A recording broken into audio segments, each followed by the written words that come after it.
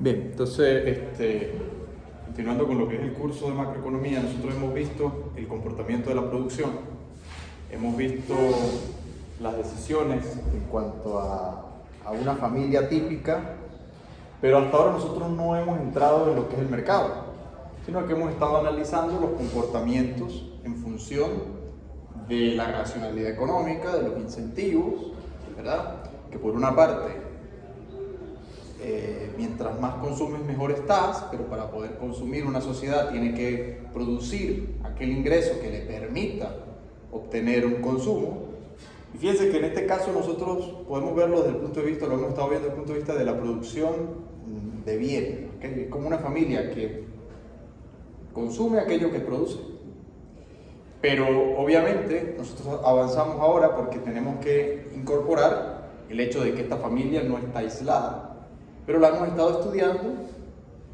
Me imagino que se habrán dado cuenta que dentro del estudio de lo que hemos hecho es contemplar esa familia como que si estuviese sola. Y el caso es, por ejemplo, como lo dice en el libro, Robinson Crusoe en la isla, que es más que todo una cuestión teórica, donde ¿y qué pasa con la economía de un individuo solo en una parte? Bueno, obviamente para consumir tiene que trabajar y producir aquello que luego le permita consumir. Y en el proceso tiene que tomar decisiones de cuánto tiempo trabaja y cuánto tiempo dedica a ocio, y en función de eso va a permitirle tener un consumo. Pero es que además, luego eso también nosotros ya vimos que eso puede ser intervenido, ¿verdad? Puede haber fluctuación. ¿Por qué? Porque de repente un día hace sol, de repente un día llueve, de repente un día la marea está alta, de repente un día la marea está baja, y eso no depende de sí mismo. Eso no depende de que trabajes más o menos. Eso depende de circunstancias externas. Que nosotros tenemos entonces la presencia de efecto renta y efecto sustitución. Periodos de bonanza, periodos de escasez o periodos de, las cosas ya no van tan bien, etc. Ahora, ¿qué pasa si yo esa familia la saco, ¿verdad?, de ese lugar donde yo la tengo sola, y yo la inserto con otro conjunto de familias y me voy aproximando más a lo que es una economía real? Bueno, a partir de allí, entonces nosotros vamos a tener intercambio entre ellas. Ahora, ese intercambio de ellas va a dar lugar a un nuevo elemento que hasta ahora nosotros no hemos hablado, pero más adelante sí, que es el dinero. Todavía en este momento no hemos hablado de dinero. ¿Y por qué? Porque básicamente Robinson Crusoe en la isla no necesita dinero. ¿Estamos de acuerdo? Ahora, cuando aparece una nueva familia, una nueva persona, y van a hacer un intercambio, aparecen las formas de intercambio. A partir de allí, tú tienes lo que puede ser el trueque, pero luego también la creación de un medio de cambio, moneda. ¿Okay? Esas consideraciones nosotros las vamos a ver más adelante en este curso, pero en este momento yo estoy haciendo la introducción de que ahora vamos a pasar al estudio de los mercados en la macroeconomía. Entonces, en la macroeconomía, nosotros identificamos 4 mercados básicos.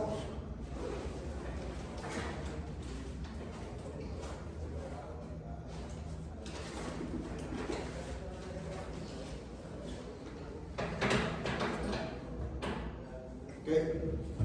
Dentro de esos, el primer mercado que nosotros vamos a estudiar es el mercado de consumo, el mercado de bienes.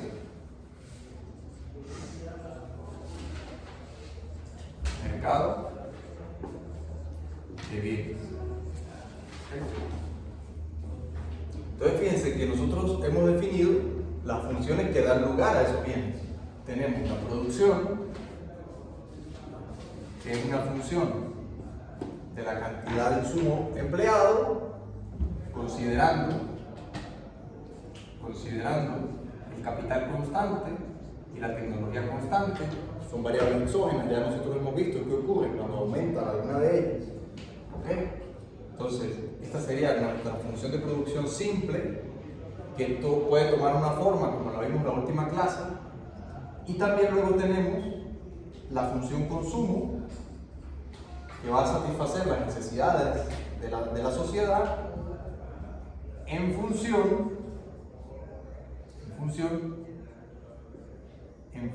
de el consumo como un argumento positivo de esta función y el trabajo, lo que ya he explicado, como un argumento negativo de esa función.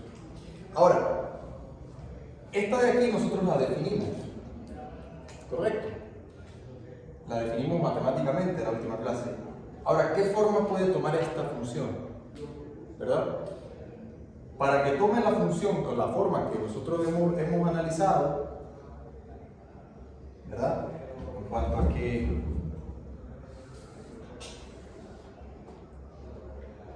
tengo una forma de esta manera, las curvas de indiferencia. ¿Ok?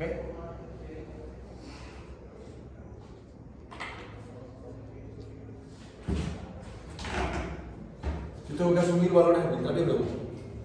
¿Por qué? Porque yo tengo aquí una función de 3 variables. Si yo tengo una función de 3 variables, yo la quiero representar en un plano bidimensional, como este. Por este lado yo tengo, por este lado yo tengo consumo, por este lado yo tengo el trabajo. Entonces tengo 3 variables, 1, 2, 3. Estamos de acuerdo que eso es un problema desde el punto de vista matemático. Ahora, si yo quiero representar eso, lo más fácil es yo arbitrariamente darle valores a uno. Lo puedo hacer porque básicamente como un mide es la satisfacción, yo puedo arbitrariamente decir que 1 está menos satisfecho, 2 está más satisfecho, 3 está todavía más. ¿No de acuerdo? Entonces, fijando eso como un número, esta variable de aquí, fijándola como un número, entonces, yo por ejemplo podría tomar el caso de cuánto U vale 1. Entonces, si U vale 1, yo puedo decir que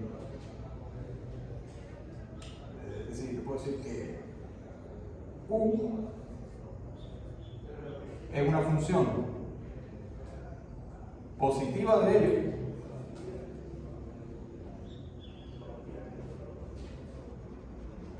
positiva de C, que a su vez multiplica a 1 menos L, y ahorita les voy a explicar por qué 1 menos L, elevado, por ejemplo, a 0,5. ¿Okay? Elevado a 0,5.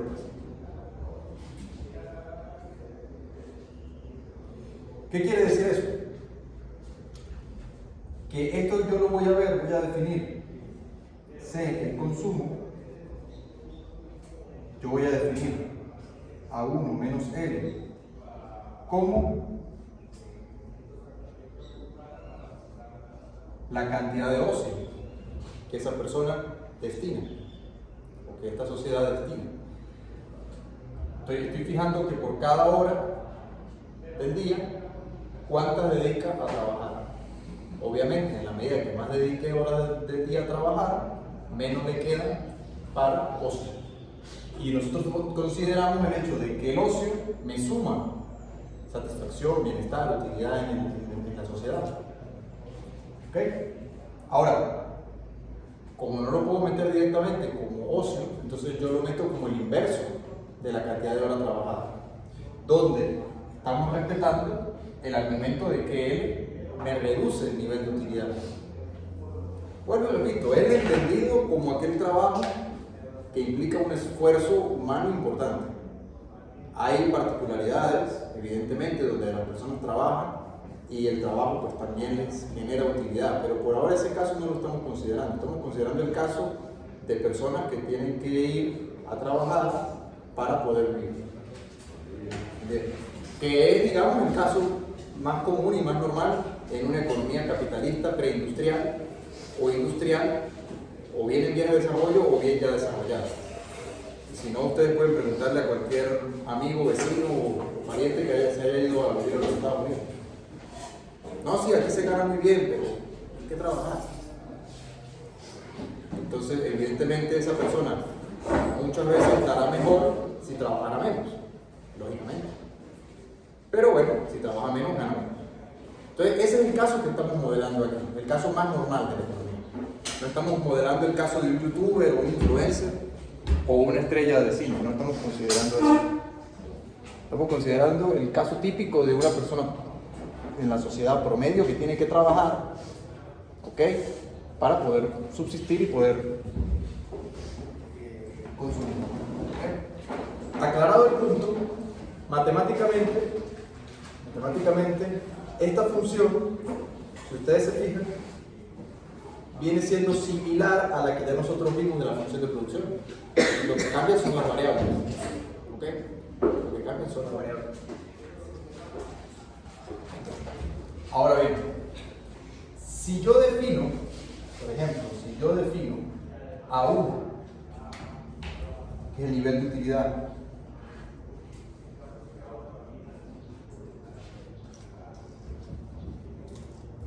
defino el nivel de utilidad igual a 1, por ejemplo, que era lo que les decía.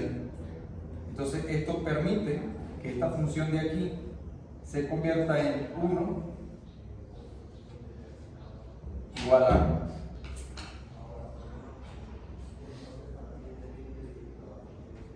C a la 0.5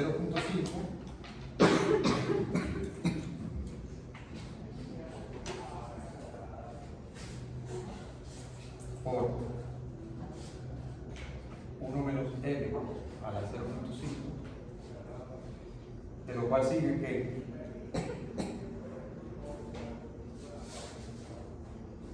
C, esta se va a mandar la sola, se puede hacer 0.5 para este lado. Entonces te queda que C es igual a 1 sobre 1 menos L elevado a 0.5. Entonces, digamos, una vez que tú a esta variable le asignas un valor arbitrario, el más básico y el más fácil es el 1, nosotros nos queda que la función consumo, ¿verdad?, viene dada por esta relación, donde ustedes pueden comprobar que si esto aumenta, voy a poner otro color, si esto aumenta, es decir, si la cantidad trabajada aumenta, toda esta fracción de aquí, todo este denominador de aquí, perdón, todo este denominador de aquí disminuye, con lo cual esta función de aquí aumenta. ¿Me siguen todos la idea? Es decir, ¿qué es lo que está diciendo la función? Lo que yo estoy diciendo en palabras, que mientras más horas te dedicas al trabajo, más ingresos genera y le permite consumir más, pero hasta un límite, porque nosotros ya vimos que esta función no crece eternamente, la función producción. ¿Ok? Y básicamente hay un lugar geométrico, que nosotros lo vimos hace como 2 clases, en el cual, cuando se iguala la pendiente de la curva de indiferencia con la pendiente de esta función que se comporta de esta forma, ¿verdad?, geométricamente el equilibrio lo alcanza por acá. Trabaja esta cantidad de tiempo obteniendo esta cantidad de consumo y esta cantidad de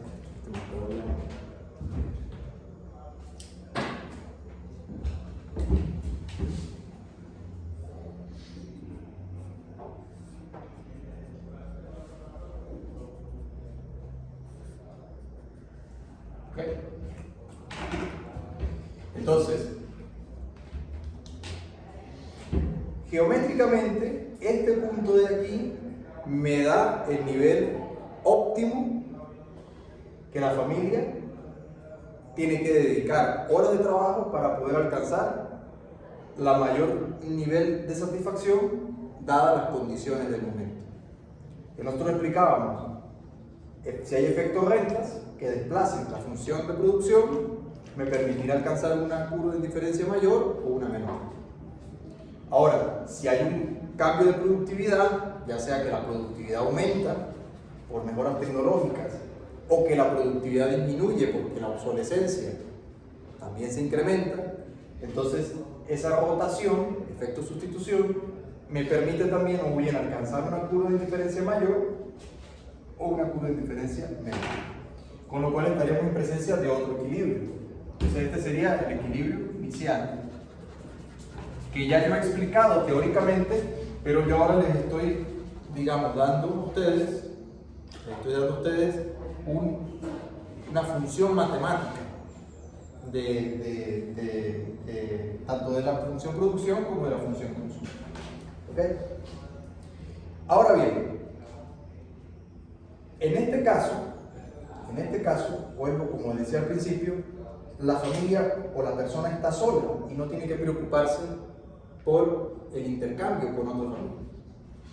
Cuando empieza a haber el fenómeno de mercado, ¿okay?, que es lo que nosotros venimos a ver hoy, el mercado de bienes. Aquí una nota matemática que vuelvo a repetir. Ya lo he dicho, pero lo vuelvo a repetir. Si ustedes quieren encontrar el equilibrio matemáticamente, ¿qué tienen que hacer? Igualar las dos funciones. No exactamente. Si igualan las dos funciones, no les va a dar. ¿Qué es lo que es igual a ambas funciones en este caso? A ver si lo hago de otro color. Y esto lo digo sobre todo para el examen. ¿Qué es lo que es igual aquí? De esta función y esta función. Fíjense que esta función, ¿qué forma tenía? ¿Recuerdan lo de la clase anterior? ¿Qué forma tenía? Decíamos que y era igual A una raíz. a A que multiplica a la raíz de L, ¿cierto? Más B. Era esa la que teníamos, ¿verdad? Ahora, fíjense ustedes, tengo esta función y tengo esta función. Esta es la de Y, o sea, la de la producción, y esta es la de consumo. Entonces, esto desde un punto de vista de optimización implica maximizar la función de utilidad que viene dada por C que multiplica a 1 menos L a la 0.5, por ejemplo, que sería lo mismo que yo encerrar en una regla. Maximizar esto sujeto a la función de ingreso, que es A raíz de L más B. ¿Ok? Entonces, esa es la función que tenemos que optimizar para encontrar este punto. Eso matemáticamente se hace a través de lo que se llaman los multiplicadores de Lagrange, o procesos de optimización, ¿verdad? Pero yo, como lo dije al principio de este curso, yo aquí no me voy a enfocar tanto en la matemática. Ustedes van a comprobar luego, en microeconomía, que van a comprobar que esa igualdad se obtiene cuando la derivada parcial de esta función, o sea, la utilidad marginal de 1 menos L, se iguala a la productividad marginal de L. ¿Ok? ¿Y eso qué implica? Implica que la derivada parcial de la función U con respecto a 1 menos L sea igual a la derivada parcial de la función U con respecto al consumo, y que a su vez eso sea igual a la derivada parcial de la función de producción con respecto a ella. ¿Por qué? Porque lo que es igual aquí no son las dos funciones, sino las pendientes de las funciones. Entonces, lo que es igual acá es esta pendiente. y esta pendiente en ese punto coincide que es exactamente la misma para esta función que para esta función. ¿Me están entendiendo o están perdidos? Si tienen dudas, pregunten. Oye, profesor, yo la verdad es que no entiendo nada de esto. Y yo vuelvo desde el principio. ¿Me siguen la idea? ¿Qué es lo que es igual? Lo que es igual es la pendiente. Pues las funciones son distintas. Mientras que una va para arriba, la otra va para la derecha. Ahora, lo que se iguala en este punto específico para ambas funciones es que la pendiente de la curva negra y la pendiente de la curva roja es la recta azul. Y esa recta azul viene dada geométricamente o gráficamente porque se encuentra, hay tangencia. Pero es que esa tangencia, matemáticamente, equivale a que esta derivada parcial se iguala con esta derivada parcial. ¿Ok? Dense ustedes cuenta que en este caso es la utilidad, bueno, aquí puse utilidad marginal de L, pero entiéndase que es la desutilidad, porque obviamente el trabajo es negativo para la utilidad. Entonces, la desutilidad marginal del trabajo es igual a la utilidad marginal, perdón, a la productividad marginal del mismo. ¿Por qué? Porque está equilibrando lo que yo vengo diciendo, es decir, el hecho de que tiene que compensar una cosa con la otra. Esto lo puntualizo sobre todo para cuestiones del examen. Entonces, si yo les pregunto a ustedes, ¿hay el equilibrio dadas estas funciones? No les voy a exigir que hagan toda la demostración del lagrangiano, pero sí que me expliquen que esta igualdad es la que permite alcanzar el equilibrio. Esto no viene de la nada, vuelvo y repito. Pasa que yo aquí no me voy a detener en explicar el lagrangiano desde el principio, primero porque eso deberían verlo en matemáticas y en microeconomía sobre todo. ¿Okay? Pero lo que quiero es que la idea se entienda que este resultado, básicamente, ¿por qué? Porque la línea azul es la derivada de las dos funciones, en ese punto. ¿Ok? En ese punto. Ahora bien, avanzo. Entonces, en el mercado de bienes va a pasar lo siguiente. Ese consumo, ¿verdad? Que en principio dependía solamente de la cantidad trabajada, cuando nosotros le incorporamos dinero al modelo, algún medio de cambio, entonces ya no se consume directamente el producto, sino que se trabaja para obtener un ingreso monetario que a su vez ese ingreso monetario permita obtener un consumo. ¿Se entiende la diferencia? Estoy pasando de la economía de Robinson Crusoe a la economía donde hay intercambio entre sociedades, o sea, entre familias. Esa es la diferencia. Hasta aquí el modelo lo que está diciendo es una familia que trabaja y consume lo que produce. Ahora, cuando avanzamos hacia el mercado, en realidad ese trabajo va a permitir obtener no directamente el producto que va a consumir, sino un ingreso en dinero que le va a permitir en el intercambio obtener el consumo. ¿Ok? Entonces nosotros tenemos que a esta restricción sumarle una restricción presupuestaria de la familia para poder entender el mercado de bienes, que es lo que vamos a... Entonces, la restricción presupuestaria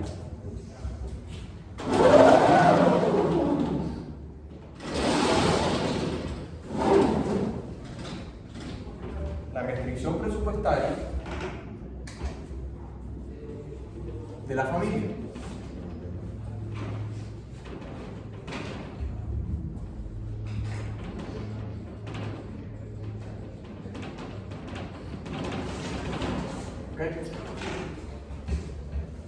Fíjense que lo que estamos haciendo es modelando la economía. Estamos dándole modelización a los procesos económicos en su conjunto. La restricción presupuestaria,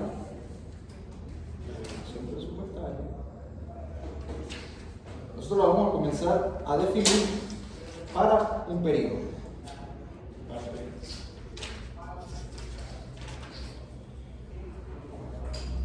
Entonces,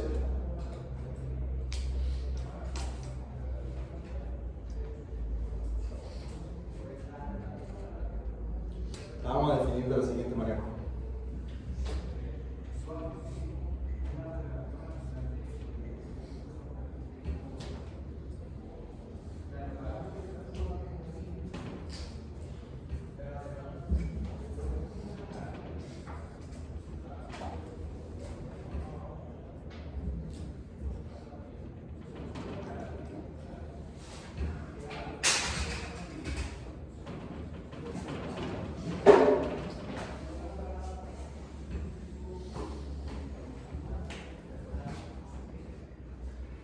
Bueno, este aquí yo lo voy a poner bien.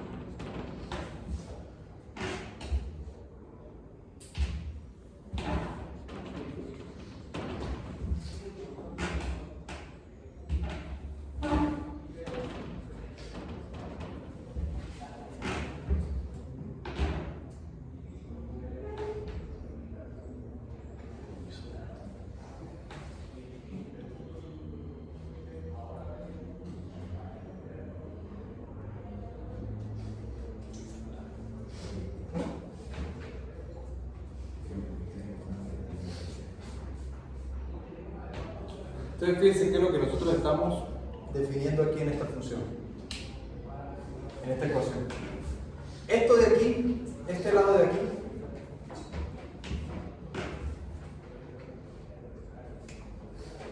este lado de acá, son los fondos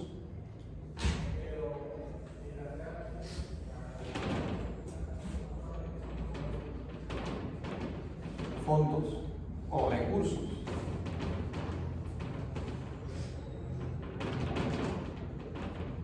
Son los fondos o recursos con los que cuenta la persona, la sociedad. Este lado de aquí son los gastos.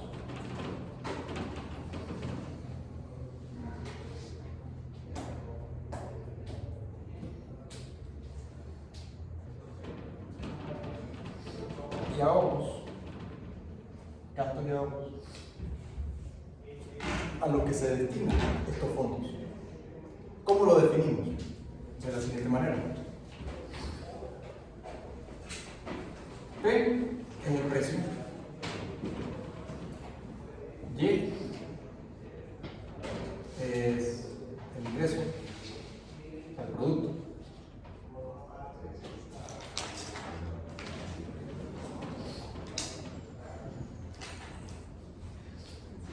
En este caso, B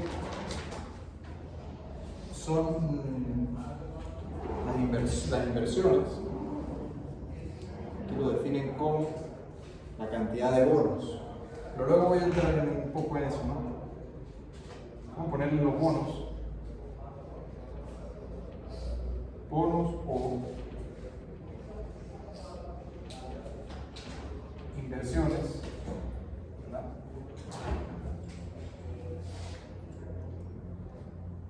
R, pero vamos a ponerlo en el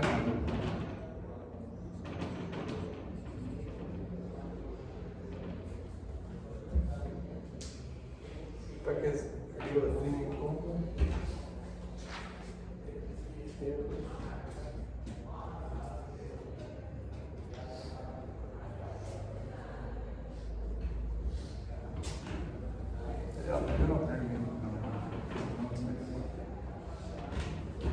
esa R de ahí es el rendimiento.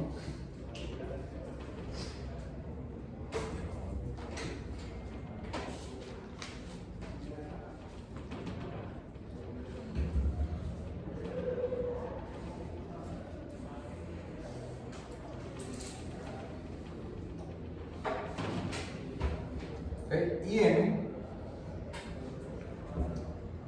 es el saldo monetario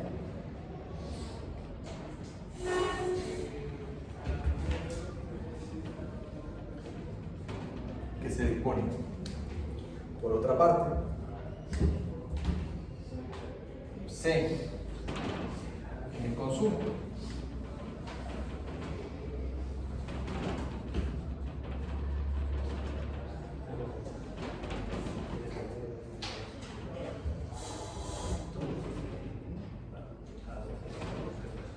B pues es lo mismo y M pues es lo mismo, no lo voy a poner. Ahora hay una diferencia importante. La diferencia importante es que T es el periodo, o sea el tiempo. En este caso, esta función de restricción presupuestaria es para un periodo. ¿Qué quiere decir eso? Esto de aquí es la cantidad que produce el individuo o persona por el precio que lo vende. Ahí pueden haber varios casos. Si es una persona que solamente tiene su fuerza de trabajo para ofrecer por el salario, ese es su ingreso salarial. Ahora, si además de trabajar vende objetos, mercancías, ya sea que las compra y vende o que las produce, pues lo que produce por el precio que vende es el ingreso del periodo. Naturalmente, si en ese periodo no trabaja ni produce nada, pues es aquí. Esto de aquí viene del periodo anterior. ¿Por qué? Porque estas son las inversiones con las que cuenta del pasado y esta es la cantidad de dinero por la que llega en efectivo del pasado. ¿Ok? Entonces, vamos primero con esto. Si trae inversiones, bonos, en algún negocio, lo que sea, que le esté generando un rendimiento por su capital, entonces eso también forma parte de los fondos disponibles, los recursos. Naturalmente, si no tienen ninguna inversión previa, pues evidentemente se va. Ahora, aquí en este caso, el bono, cuando hace referencia a un bono, puede ser cualquier tipo de préstamo o cualquier tipo de inversión. Hasta ahora, en este momento, el modelo no es específico a qué tipo de bono se refiere, sino simplemente que hay una inversión en algún instrumento. Puede ser, por ejemplo, un negocio de venta de tortas de una amiga. Pero yo no soy el que estoy haciendo la torta. Es mi capital el que está trabajando en el negocio de ella. Diferencia importante que tienen que tener en cuenta. Porque el ingreso de vender tortas sería para la persona que vende tortas. Entonces entraría aquí. Pero si yo soy socio y lo que tengo es un aporte de capital que luego me genera un rendimiento, entonces sí, para la otra persona entraría aquí. Ojo, no confundir eso. ¿Ok? Les pongo un ejemplo muy simple. Pero bonos puede ser cualquier tipo de inversión o préstamo, ¿verdad? Pueden ser acciones, si es una compañía, o puede ser un préstamo, si es digamos un bono propiamente dicho, un crédito. ¿Okay? Que yo tengo bonos de la deuda de algún país, bueno, eso entra por este lado. ¿Por qué? Porque ese bono va dando un rendimiento. ¿Okay? Ahora, este último término de aquí es la cantidad de dinero con la que llega, digamos, también en el día a día, digamos, es la más común. Pasa de un periodo al otro con tanto en el banco o con tanto en efectivo en la cartera. ¿Estamos de acuerdo? ¿Me siguen? Entonces, la sumatoria de todo esto me da los fondos o recursos con los que cuenta la persona. Vámonos por el otro lado. P por C es el gasto en consumo. ¿Ok? Sería la cantidad que compra de bienes y servicios por el precio al que esto cuesta o al que esto vale en el mercado.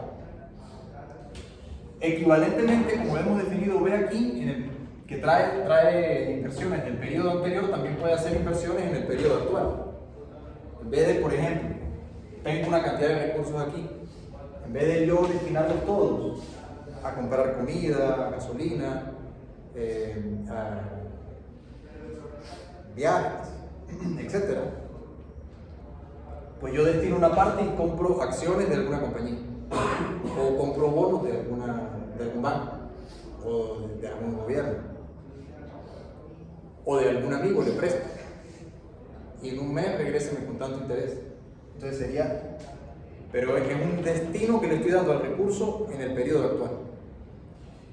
Y por último, la cantidad de dinero con la que me quedo, con la que me guardo, digamos, en el periodo actual. Entonces, visto desde este punto de vista, los fondos o recursos solo pueden tener tres destinos: o los consumo, o los hago en una inversión, o me los guardo, que sería un ahorro. Sería un ahorro. Lo puedo guardar en el banco, lo puedo guardar en la cartera, lo puedo guardar donde mejor se considere guardarlos. Ahora bien, esta restricción presupuestaria, fíjense que tiene unas variables que hasta ahora nosotros no hemos hablado. Tiene la variable precios y tiene la variable tasa de interés. Porque el instrumento, préstamo, bono o acción, va a generar un interés. Y aquí hay una pregunta interesante e importante para la economía venezolana.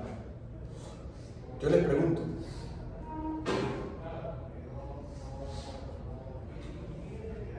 fíjense qué interesante es esta cuestión, ¿no? O sea, ustedes tienen esta variable M aquí.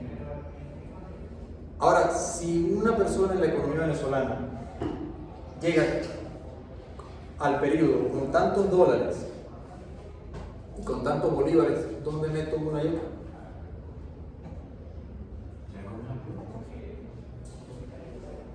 Fíjense que estamos definiendo teóricamente esto.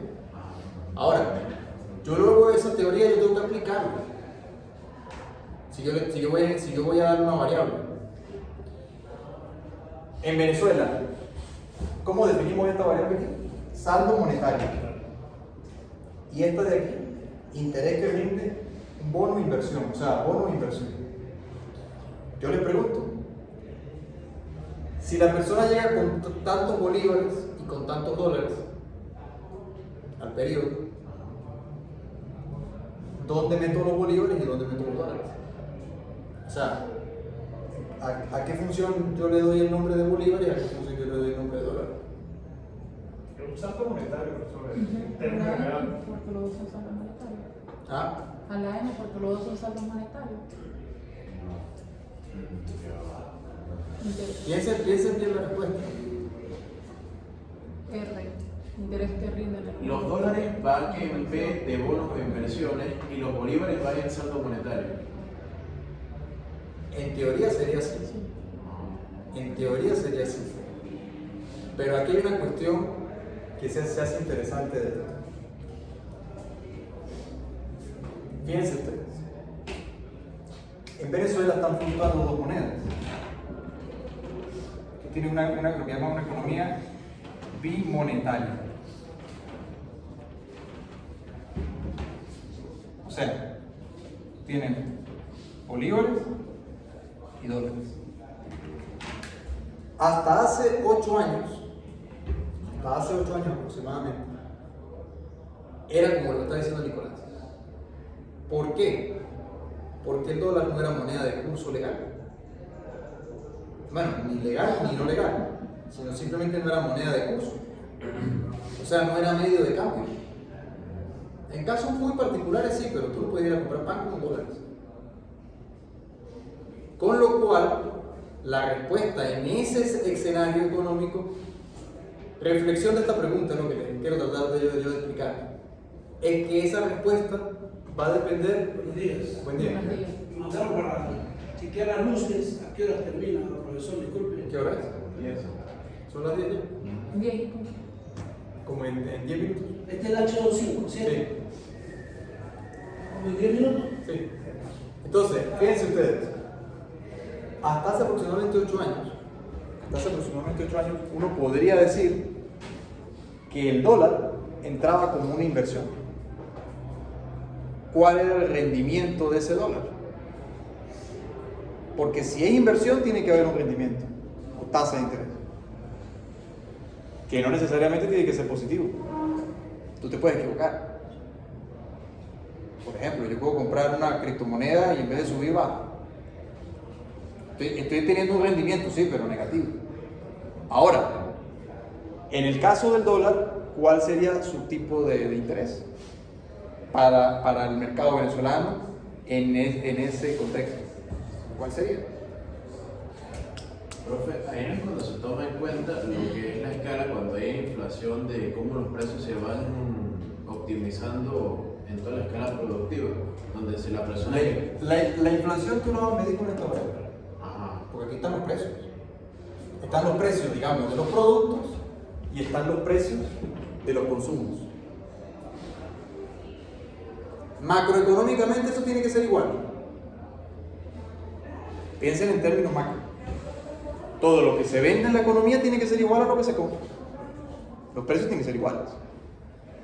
Si un pan lo venden en 50 bolívares, es porque se está comprando en 50 bolívares. Ahora, la inflación viene medida aquí por los precios. Ahí viene otra pregunta: ¿en qué moneda? Profe, ahí en este caso el interés no sería en la tasa de ahorro que se está obteniendo por no perder poder adquisitivo vía inflación. Ajá, ¿y cómo se llama eso? Es muy fácil. Lo que publica el Banco Central todos los días. La tasa de cambio. Porque la tasa de cambio, el tipo de cambio, da lugar a esa tasa de ahorro, que en otros términos es el costo de oportunidad de no guardar bolívares. Porque si guardo los bolívares, mis fondos o recursos disminuyen en términos de inflación. Ahora, ¿qué ocurre cuando el dólar se convierte en moneda de curso? Que es el equivalente a yo decir que puedo utilizarlos para consumir. Porque anteriormente a esta etapa de la economía, ¿qué era lo que pasaba? Lo que pasaba era que tú ahorrabas en dólares y cuando querías comprar algo en bolívares lo vendías. Y ahí obtenías el rendimiento. ¿Cuál es el rendimiento? La devaluación. Todo el margen nominal. El margen nominal. ¿Por qué? Porque si yo, por ejemplo, compraba $100 un mes anterior y durante el mes el bolívar se devaluaba 50%, entonces yo esos mismos $100 yo los podía cambiar por más bolívares. Me estaba protegiendo. Pero ese incremento de bolívares por el tipo de cambio más alto es el rendimiento. O sea, lo que quiero que entiendan es que en esa etapa el dólar se comporta como un bono. Un bono. Porque no tiene liquidez. Pero la economía se transforma y pasa a ser bimonetaria. ¿Qué implica que sea bimonetaria? Que ese bono gana la cualidad de liquidez.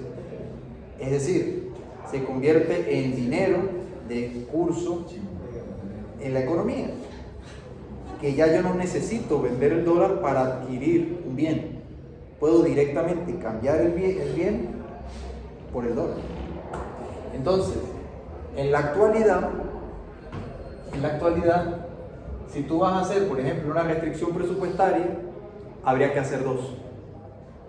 Que es lo que hacen la mayoría de empresas, o la mayoría de organismos, o la mayoría de instituciones.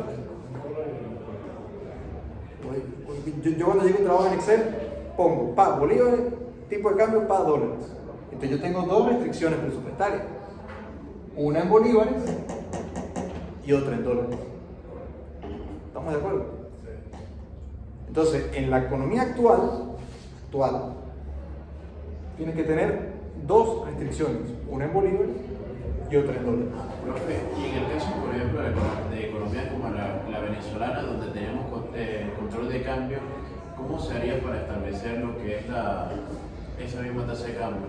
Se tomaría tenemos que hacer dos restricciones presupuestarias, una en bolívar y otra en dólar. Se necesitaría hacer una tasa de conversión para establecer Vale. ambas. Lógico. ¿Cómo se haría en una economía que tiene controles cambiarios como esta? No, tú tomas el precio de mercado o el precio oficial, o un promedio. Si se está hablando en términos de una empresa, por cuestiones legales tienes que hacerlo a Banco Central. Pero si tú lo vas a hacer en términos más realistas, lo haces a precio de mercado. ¿Me explico?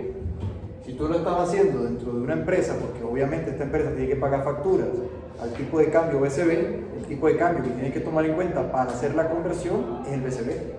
Pero si tú quieres llevar una contabilidad y una economía más realista, en vez de hacerlo a 47, lo tienes que multiplicar o dividir por 57 o 56, que te va a dar más la realidad del asunto. ¿Por qué? Porque es la cantidad real de dólares que tú tienes, si tienes bolívares. Y si tienes dólares en efectivo, por eso repito, tú tienes que tener dos restricciones, porque en una vas a meter aquí los bolívares y en la otra vas a meter aquí el dólares. ¿Estamos de acuerdo? Luego la suma de esas dos te va a dar el total de los fondos. La suma de una y la otra. ¿Me explico? Hago esta consideración para que ustedes entiendan la teoría en términos de la economía venezolana, que es compleja. Es compleja de entender. ¿Por qué? Por la razón que les explico.